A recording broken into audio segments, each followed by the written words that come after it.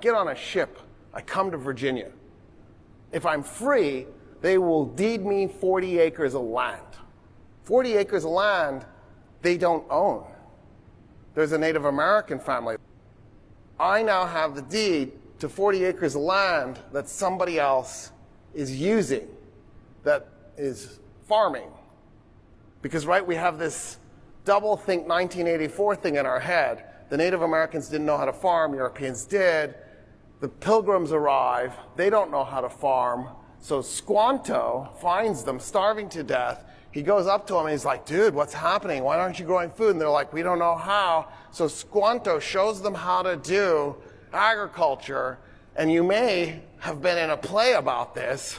And he's like planting fish in the ground to fix the nitrogen into the soil. And at the same time, you hold these two contradictory beliefs. First, that the Native Americans couldn't farm because they're too dumb. And then second, that the Native Americans taught the Pilgrims how to farm. And it doesn't occur to you that they can't both be true. So, I walk out into Virginia. I got my blunderbuss. I don't know if you could carry your blunderbuss like that. I think the ammo would just pour out. Probably have to hold it like this. Anyway, I got my blunderbuss. I'm walking out. And I see the family of Native Americans farming that land that's mine. And I take a shot at them. They hear the bang. They run. They fight. Doesn't matter. The land will be mine. I will take it from them. There's a crop already in the field, which is great. Because then come harvest time, I'm already set. And then I just continue to farm the land. Isn't that amazing? All I need to do is get across the Atlantic. The rest is free, well, except for the ammo.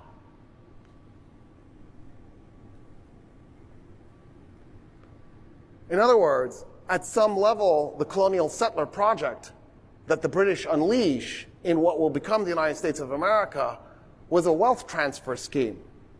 There is no greater asset on the planet than real estate, right? Not Bitcoin, not stamps, not coins, not gold. It's land. Land you can grow food. Land you can build a house. Land you can build a factory. Land you can find gold. Land you can find coal. You can find oil. Land, land, land, land. So to go from having none to suddenly having some with really nothing put into it other than you just happen to be English and you had to commit a little act of violence, that's a remarkable leap. That's a remarkable jump. But then we added a layer to it. Tobacco is labor intensive.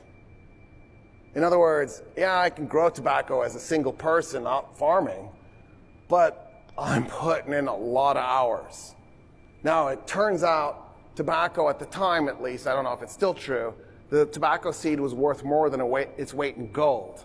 So this is going to make me a lot of money.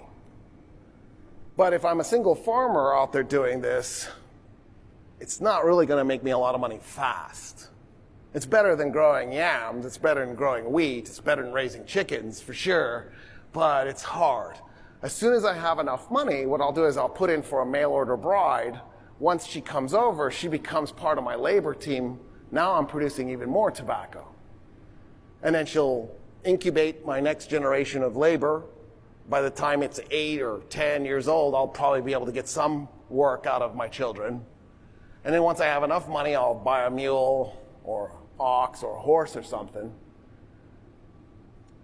And then once I have enough money, I'll bring over an indentured servant. 3, 5-year, 7-year contract. I have a conflict of interest with my indentured servant. In 3, 5, or 7 years, they're going to get their freedom. They have every incentive not to work hard for the time they're working for me, but I want to squeeze every ounce of labor out of them. So it's kind of a violent event, and eventually they just start to run away. It becomes a nuisance. But once we've developed a level of sophistication that we can support this, we start bringing over slaves, which is almost right away. It did not take long before we're bringing over slaves. think about what an indentured servant or a slave is. So I stole the land from the Native Americans. That was a wealth transfer event.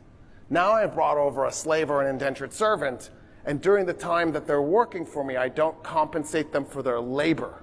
So I am literally stealing their life force. I am literally stealing their labor and then making money off of their labor and giving them nothing except food and rags to dress in and some form of shelter. But then, not only is that a wealth transfer event, there's another one. Tobacco that I'm selling to my customers, that provides no good to my customers. I mean, there's a little bit of a buzz, but it's actually killing my customer. In other words, I'm literally transferring their life force into my pocket by murdering them slowly. So I'm murdering my slaves slowly, stealing their labor. I've stolen the land from the Native Americans, and I'm killing my customers and stealing their life force. All so I can become rich. It's wild.